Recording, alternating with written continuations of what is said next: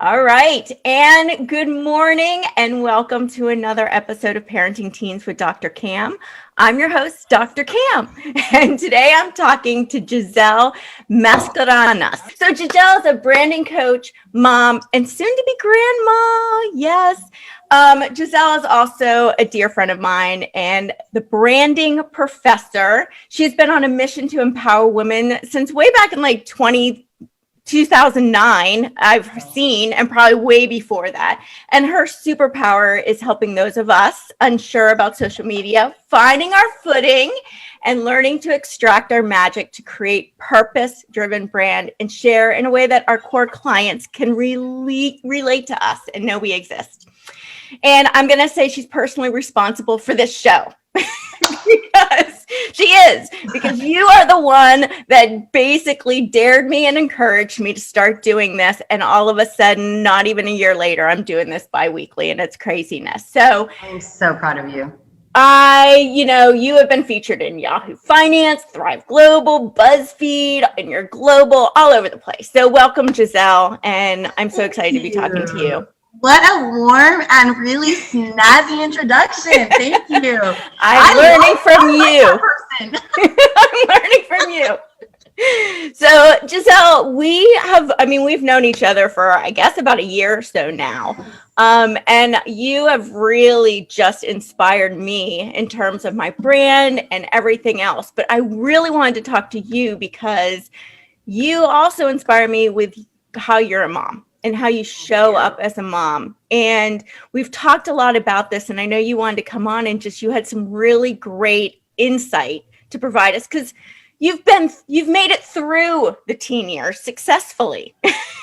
I think so. I think I made it through the teen years. Maybe I wasn't so successful in the teen years, but made it through them successfully and see two humans that I raised that I'm so proud of. Like, it's not about their accomplishments. It's about who they are in their heart and their soul. Obviously their accomplishments are great, but it's not even that. It's like, I wish I could get into every mom's heart and just let them know it's going to be okay as long as their kids feel loved and not judged.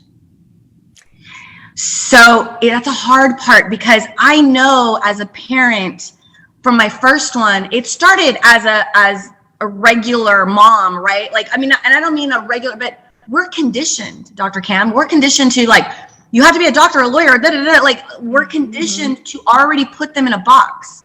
We send them to school and we're conditioned. The school is conditioned and they're putting them in a box by you're a great student. You're not a great student. Oh, you're a troubled student. So let's just put you in the troubled box student place, like where all the troubled students are, and set you apart from where you're going to rub shoulders with being inspired to be better.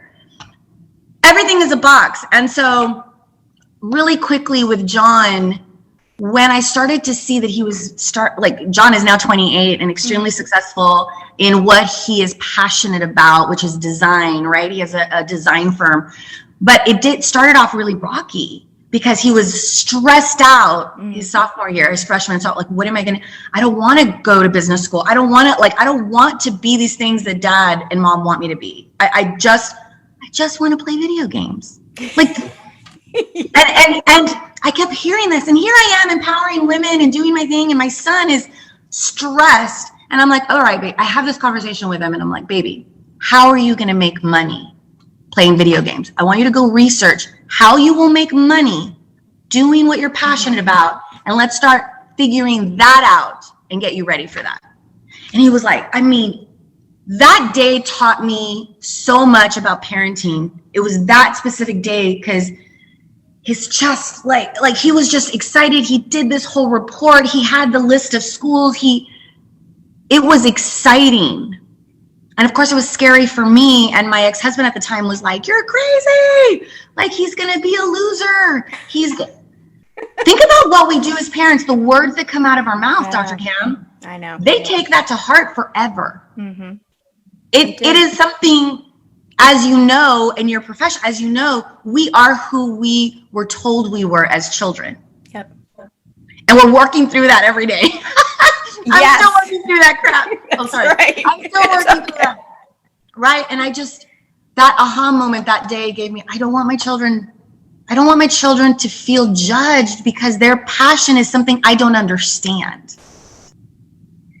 And so I got a second chance with Gianna, and it was a difficult one because, she was different. Like she had social anxiety. She didn't want to be around people. And I had to go through that learning curve because, I'm a part of a lot of women's organizations. I lead a ton of people purposefully. I want to do that. I put myself in that space, and I was torturing her by taking her to events, torturing her by being so active in my community, realizing that, I don't know. With her, it was this beautiful journey of just letting go and allowing her to find her way, which is the scariest thing as a parent when you don't get it. You're just I'm just going to provide the environment to love her and keep her safe, and everything else, I'm leaving it in your hands. Because I know your way is way better than my way, but I'm just going to keep her safe, and I'm just going to love her.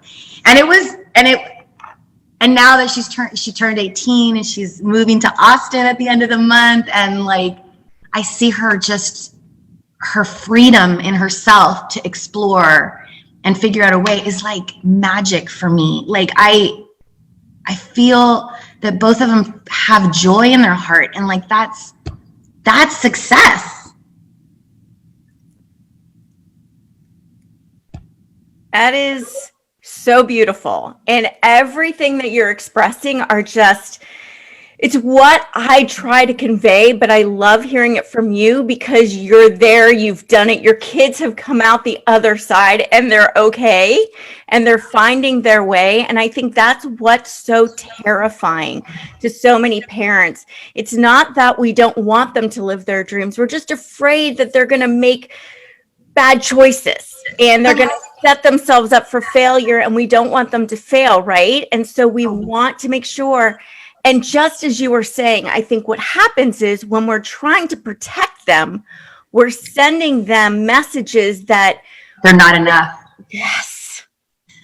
They have to fail. Allow them to fall flat on their face. Allow them to feel that pain early on, but knowing that they have you. They have you to let's talk through it. I always tell my children, I don't care if you decide to risk it all and you end up living in my living room. I could care less. I want you to live. Yeah. I want you to live and feel joy, whatever that is. But you're always going to have a home because they're not going to. They're never coming back to the living room when they feel that safe, when they feel that loved. Both my children have fallen hard on their face, painfully so, where I cried for days, not in front of them. And I just said, it's going to be okay. We're going to figure it out. We're going to figure it out. And we did. And I just feel it doesn't have to be so complicated. If we're scared for our children, they feel that and they feel limited. Yeah. Limited that's such a good word too, because I think our fear limits our kids. It does, Dr. Kim. I know it's hard. It does. Let's think back about our childhood. We grew up where it was I'm a Latina. I grew up where the culture was find a rich husband. I'm going to be honest. I'm very raw and honest. Find a rich husband. Let him take care of you. And it was that didn't feel, I was all I want to do is I want to feel what it feels like to create things myself, to do it for myself. I didn't know what that was, but how crazy it was be a good girl. Oh my God, put makeup on. What are they going to think?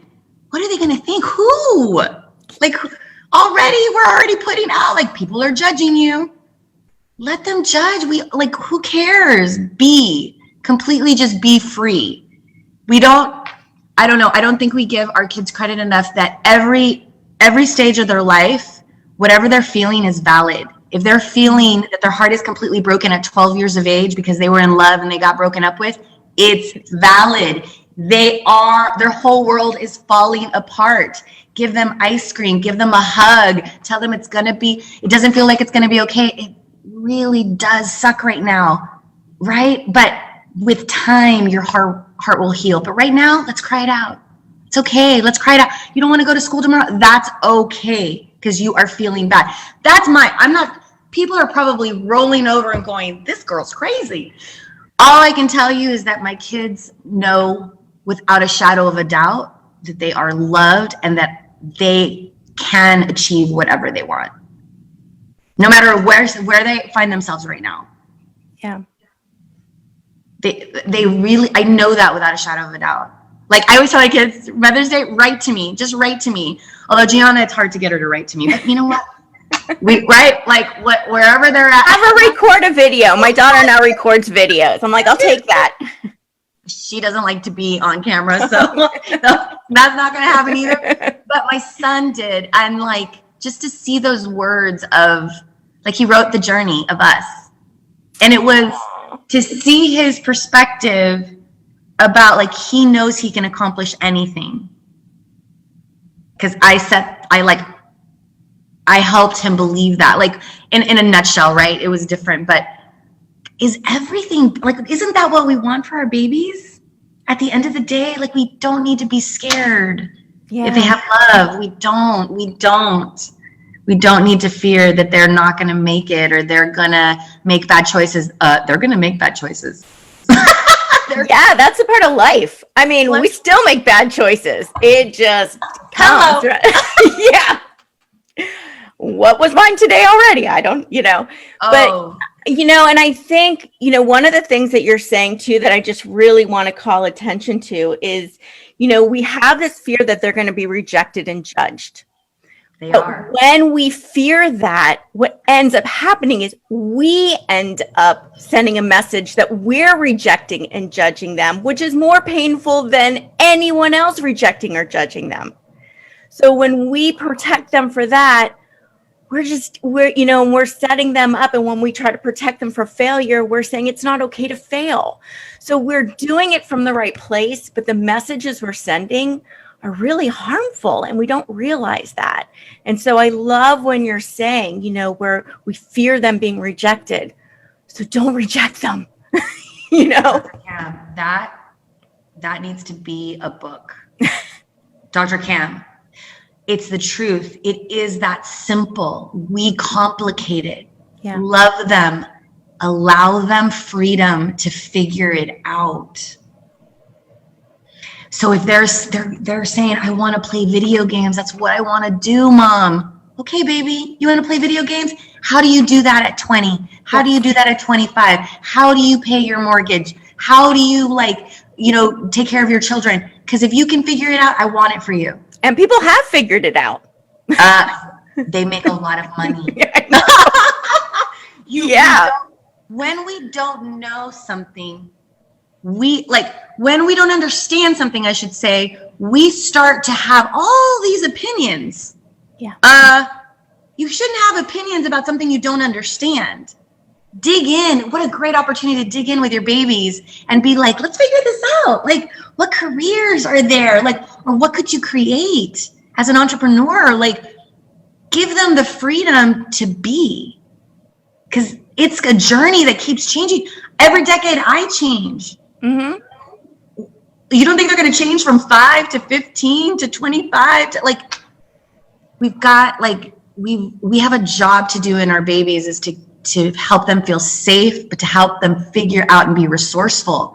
Yeah. We really limit our babies with all these ideas of what we want for them because they're not hearing, but you think I'm amazing at this. No, they're hearing, so this is not amazing. This is what you want from me. Yeah. Yeah.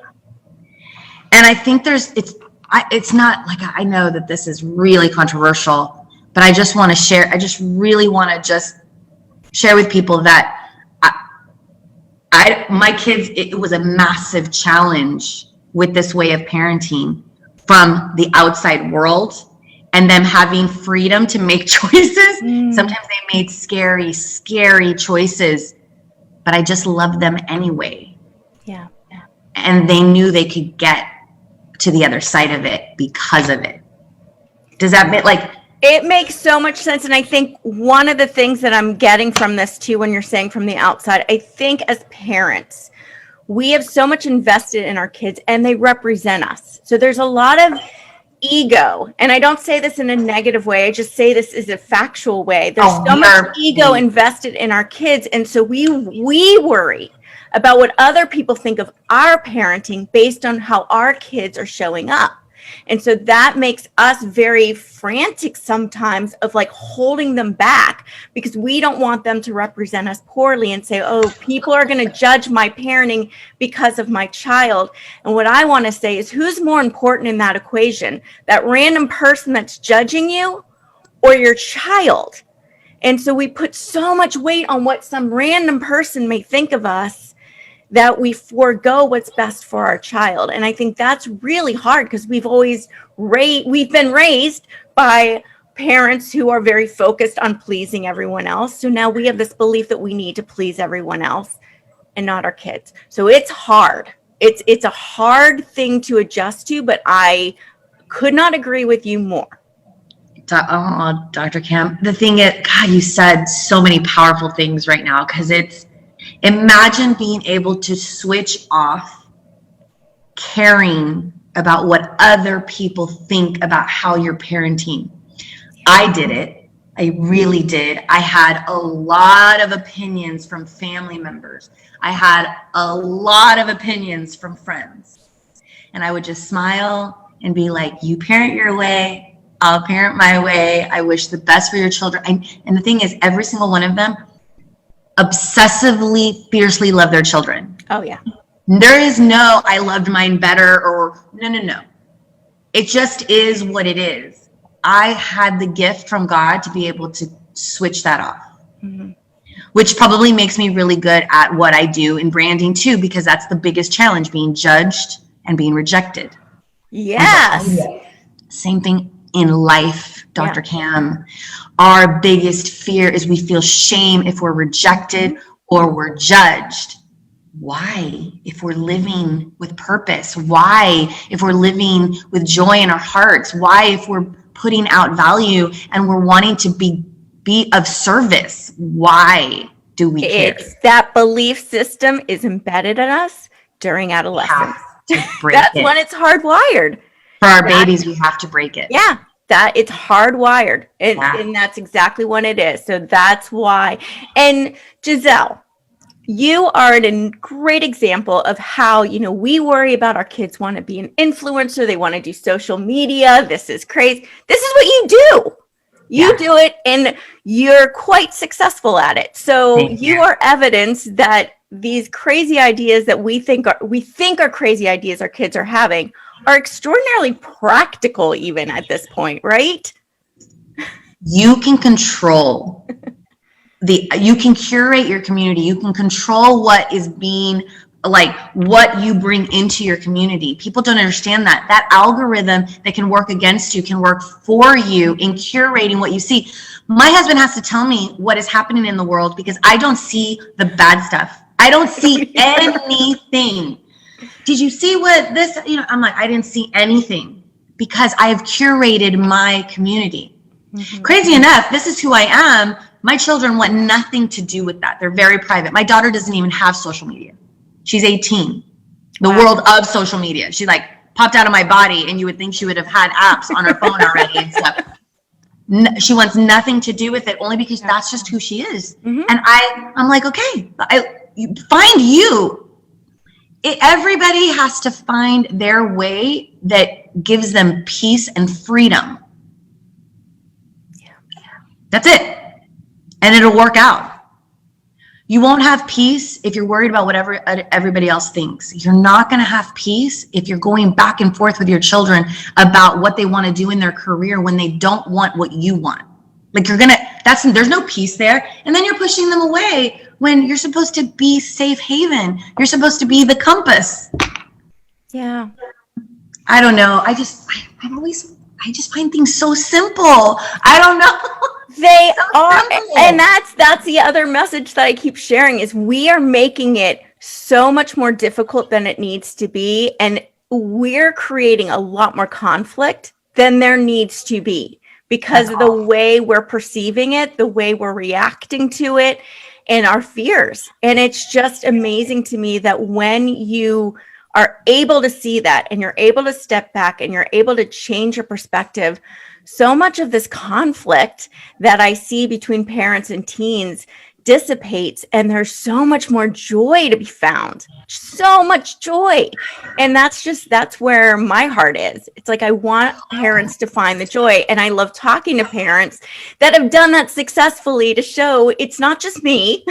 There's other people out there that also can, attest to the fact that it can be joyful. It's not easy. No, we're never saying it's easy. We're never saying that everything suddenly they do everything you want them to do.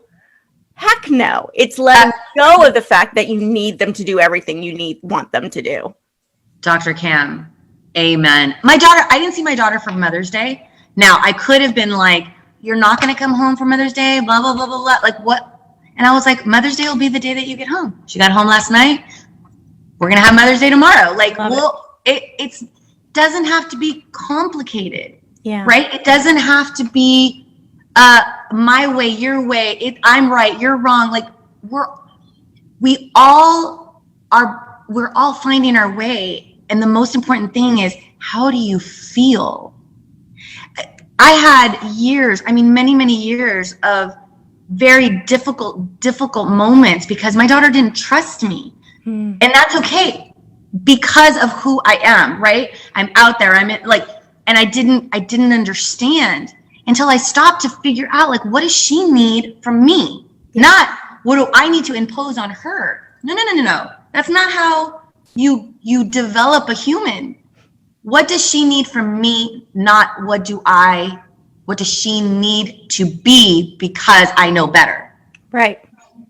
Or what do you need from her? A lot of times our feelings get hurt, or we set ourselves up to be disappointed in them to disappoint us when we have these expectations of how they're going to respond to us, what they're going to do for us, how they're going to, we're not doing it from a selfish perspective. No. We are, but then we set them up to disappoint us, and they don't want to disappoint us. And for them to feel like they failed. Yeah.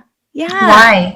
Why would we do that? It's hard. It's really difficult. And we do it from the perspective of we're trying to help them live into their potential. We want them to be as much as they can be, right? So great. Then let's lean into what their potential is and what they want their potential to be. And let's lean into that. And they'll go so much further than they ever would if we try to push them towards the potential we see they have. Right, because at the end of the day, the definition of success is within each of us. Yeah. I can't define that for you. Yeah. And we also can't define that for our children. We don't know what success is within them. They only know. Yep. And they reach success with peace and freedom. I love that. So true. Me too, Dr. Cam. Me too. And now I get a baby. I get a little baby grandbaby that I just get to love. I don't even get to I don't even have to worry about this stuff. I know. You get all the good stuff, and then they start smelling or crying. You hand it back. You get to spoil them. It's going to be so awesome. Yeah. I have a question for you because you're in the middle of your teens. Okay, the interview just turned around. Okay, good. Interview me. I am so curious. Do you talk about heartbreak, about her having a boyfriend and her first heartbreak, and do you talk about that with her? Everything. We have a very open relationship, and we talk about everything. And it is the most difficult thing I have is not wanting to fix it. Right? That to me is really, really difficult. And I teach this every day. So I have to listen to myself and remind myself a lot. I still make mistakes, believe me. Yeah. The thing that's different is I catch myself when I'm making mistakes, and I can go and fix it, right? Myself, not her, but myself. I can go back and do a redo, right? So, because we get triggered and our emotions get involved, but I try to fix, but the focus is really helping and listening and empathizing with her and saying, yes, what do you need? How can I help? Yes. And just giving her the tools to do it and to help her with it. But it's hard. It's hard seeing their hearts breaking. You just want to go put it all back together and you can't. It's so hard. But the one thing, because I got my heart broken in 6th grade, right? And then when I was older, I saw, and which was awesome because I never felt that again. Like I never felt that pain again because I was able to cope at a young age. Yeah. Like you were able to find the tools at a young age within yourself because that's how we heal. But I had a girlfriend who had her heart broken at like 27, and she's still having, and like she's past her 30s.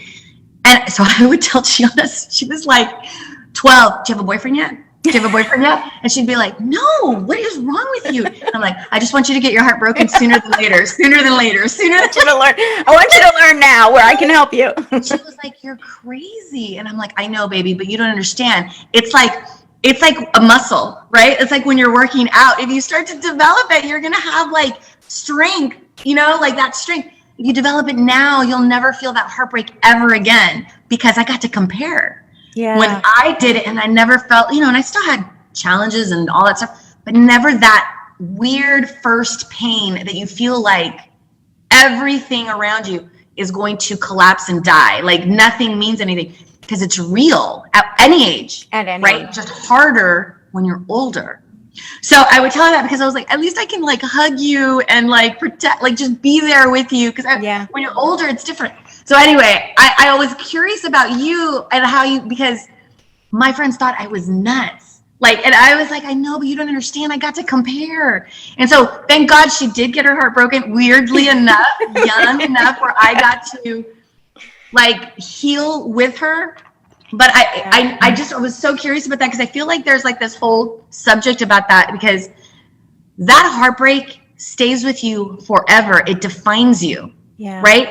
And if you have the right environment to just love them through the craziness, because it's crazy when they're teens and they go through a heartbreak, but when they feel free to go through the ups and downs and the like not wanting to get out of bed and you bring them soup and you just lie and curl with them, or just stay with them on the phone because you're not, that would happen to me. I was at home and I was at a conference. I walked out of the conference for 4 hours and I just stayed on the phone with her. I was like, see, baby, I'll be home tomorrow. But those little things, they stay with you forever where you're like, I'm always going to be okay. Yeah. I'm always going to feel safe. One other question. Did you read Oprah's new book? No, I have not. Dr. Can, this is all you. Okay. And something you're going to talk about on your show. Oh, awesome. Again. Okay. Because it's called What Happened to You. Oh. Because she's on this movement to not ask, you're never supposed to ask what's wrong with you. Correct. You're supposed to ask what happened. Yes. Is mind-blowing, and it'll give a lot of parents a really good insight about how simple it is to develop confidence and security in your children where they can tackle anything as adults. If these little things are just when they cry, you validate instead of you see, I told you not to do that. Like that little thing will forever stay with them if it's over and over. I'm not saying you can't correct it. You can. But all these moments that our children have at all ages from the time that they're born, it was so amazing to hear from Oprah and this, I think he's a doctor. You'll be able to like find more about him, but they wrote this book together and it is mind-blowing about how simple it can be. Yeah. It's just being aware. Being aware. We don't have those tools because we carry on what our parents did in raising us and what their parents did in raising them. And then we carry that with us until we decide we're going to be self-aware. Yeah. And start working through it ourselves for them. Exactly. And I think a lot of people go, well, I turned out okay. And I think the point is, I don't know about you, but pretty much everyone I know is, including myself, is struggling through their own limiting beliefs, their own lack of self-confidence, their own fears. And so much of that is hardwired when we're children, particularly when we're teens, when we start getting repetitious negative messages, and corrections and criticism and judgments, all from the right place to help us, reach our potential. But that's where that's from. And so our goal in mental health is like, right, plummeting. That is why I do what I do. And I talk to people like you, is because we want to stop that. That's what we can stop, right? We can stop that from happening. And that's what we want to be aware of. That's powerful. And that's so true. It's so true, but it's so hard because you have to work at it every day. And I mean, if anyone listening, I know that the way that I keep working at it, because it's always, you're always working. There's never a time that it's like, oh, I'm great at it. I'm great at being self-aware and like, no. That's a sure sign you're not self-aware if you think you're being self-aware. It's you have to work at it, and the only time you can is in like time for yourself, time with yourself. Yeah. Time with yourself, reflecting, assessing, because that's the only way. Yeah. That's the only way. And giving yourself grace. You're gonna make huge mistakes as a parent. Oh my God. Huge mistakes as a parent. Yes. Yep. The good news is you can go back and redo when you catch yourself soon enough, right? And it's never too late to go back either. I mean, if you feel like you're so far down this road that it's too far, it's never, ever too hard. It's going to be harder and take more work and probably take a lot longer to regain that, but it's never too late. And words are so powerful. So like, I've had many conversations with my son about like, I am so sorry I did this. Do you want to talk about it? And he's like, Mom, that was like 20 years ago. Like, and I'm like, I know, but do you want to talk about it? Mom, I'm great. I'm like, okay, just making sure. I just want to be sure because I'm aware that I was awful at that. I think words are so powerful, and saying I'm sorry 20 years later, it means everything. It's a release for our babies. It's a release for our family members. Like, it really is a powerful, I'm sorry is a powerful statement that does so much healing. It really does at any age. And there's so many adults that are still harboring resentment for things and blaming and actually blaming some of the situations in their lives now because of that, which, when you get that sorry, you can release that and move forward.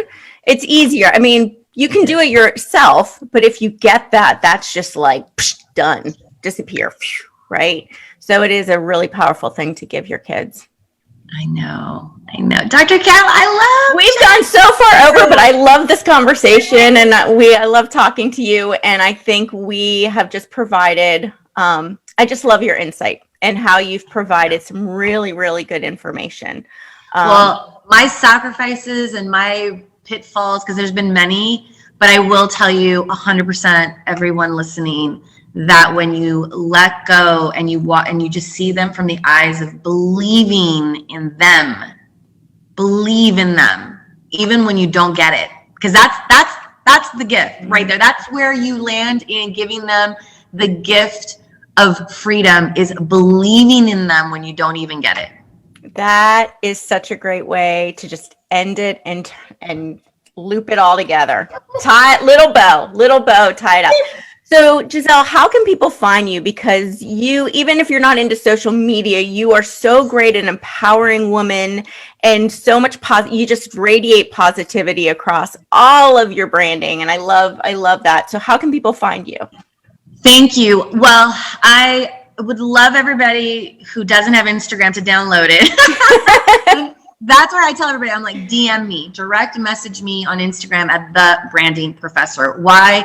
Because I want you to, if you're not on Instagram, to touch those tools, because we need to be showing up, especially people who are boomers and Generation X. We've got to show up and spread our wisdom in these spaces where this younger generation needs us. So it is for you. That's where I love to communicate. That's where I love to build relationships, because it gives me the opportunity to encourage them to show up there where they're going to need to develop, a footprint. So the branding professor on Instagram. That's where you can find me. follow her for just encouragement and inspiration. It's beautiful. And I love, who takes all your photos? My husband. He's awesome. They're so good. He's so amazing. And then I put the timer sometimes. That's great. Like, everybody needs to learn to use their timer on their phone. You just set it up, you put it on 10 seconds, and you find your way. You're like, all righty. The tricks of the trade. I'm always I can't do selfies. I know. It's so hard. So today I want you to put the timer. I want you to lean it up. I want you to set back, and I just want you to do a post, and then I want you to tag me. Done. I will do it. Done. I have to go change my outfit first, but done. I love it. I can't wait. All right, Giselle, this has been great. And thank you. Thank you, everyone. And thank you, parents, for taking time out of your busy, busy day to join us. We really appreciate it.